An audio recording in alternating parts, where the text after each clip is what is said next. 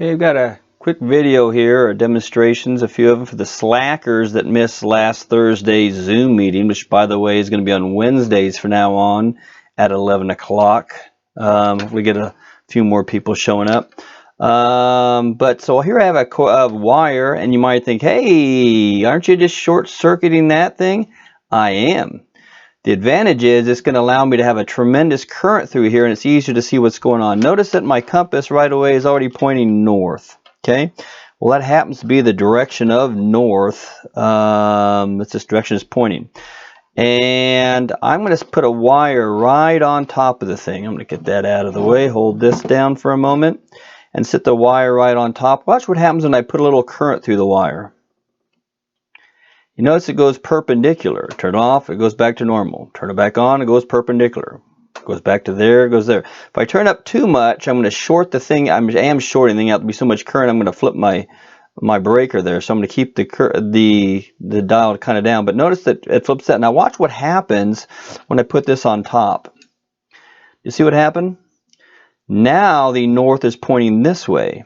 When I have it underneath, the north is pointing this way. You might say, what in the world is going on? And I turned it off, it all goes away. So I think it was a fellow named Orsted many moons ago who found the same exact effect. But there's actually a magnetic field happens whenever you have a moving charge. If you don't have a moving charge, you don't have a magnetic field. There has to be a moving charge that creates a magnetic field. Now that I have a moving positive charge, it comes out of the red, goes towards the negative, the black over here. So my conventional current's going this way. I got a magnetic field that runs that way. And that's on the bottom. Because there's a right-hand rule we're going to learn in the second set of videos, that if the thumb is the direction of the current, the hand actually represents the magnetic field. And notice if the current's going this way, the magnetic field is pointing in the same direction as the blue arrow. Then as soon as I put this thing on the top, the blue arrow goes back the other direction, because on the top, that is the direction of the magnetic field. It's actually going in a circle around the wire. So if I put it across this wire where the current's going back into the negative, you'll notice the current's going this way. Still doing my right-hand rule. We're on top. It's coming across the wire on top. The magnetic field's pointing that direction. But on the bottom, it's pointing the other direction. What might happen if I add these two wires together? So, for instance, here's there. And as soon as I add this one on, Dios mío, what happened? Well, that's part of also the second lecture series of magnetism too, is that I actually canceled out the fields. Because the current in one wire is going one direction, the current in the wire is going the other direction. Well, those two magnetic fields cancel each other out when they're going in opposite directions like that. But if I want a stronger magnetic field, I just turn up the current a little more. If I want a lesser magnetic field, I turn down the current.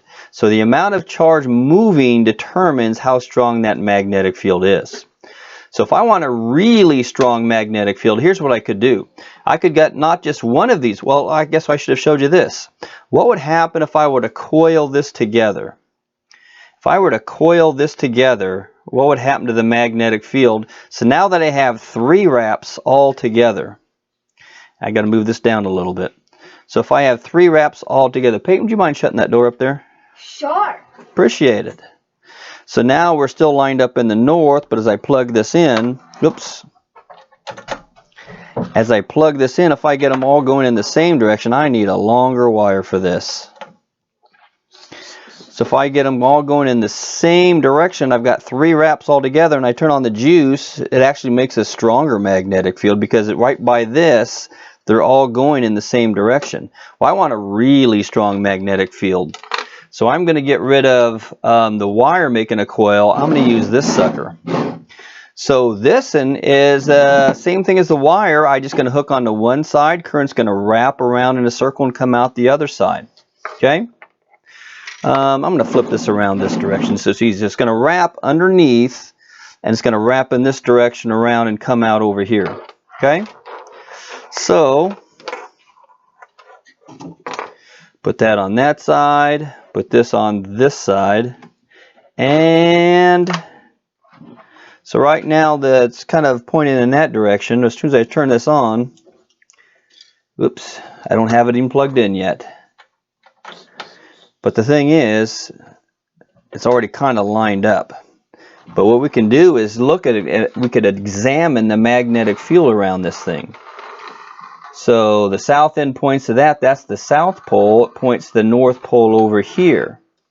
And if I put it on the inside of the thing, it still points in the direction of the magnetic field. The south goes that way, the north goes this way.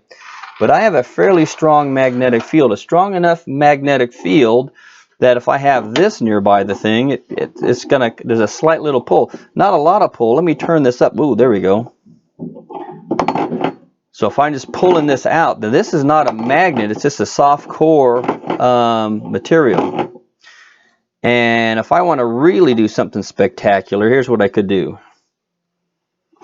I could turn the juice way up, have this part way in, and oops. It's good. Good. And notice the compass goes a little crazy too. So we can actually use this as a gun. Now I'm going to shoot it backwards right at Peyton. She's not even paying attention. Maybe I can get her. Almost got her. She moved out of the way just in time.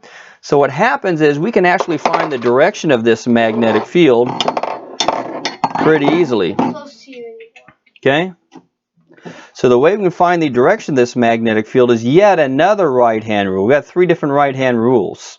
Well, technically I'm using the same rule as this, where the thumb goes in the direction of the current.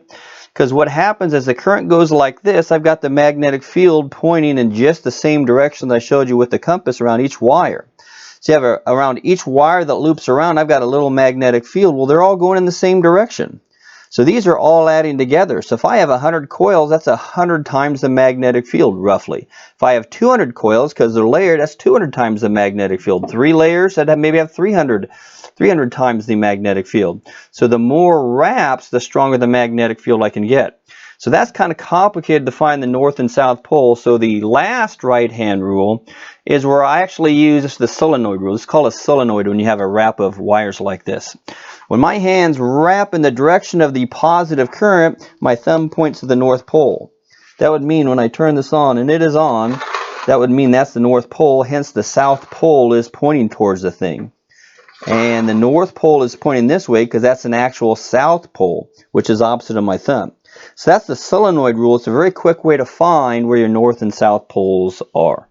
Okay? That's what a solenoid is. Nice. Thanks.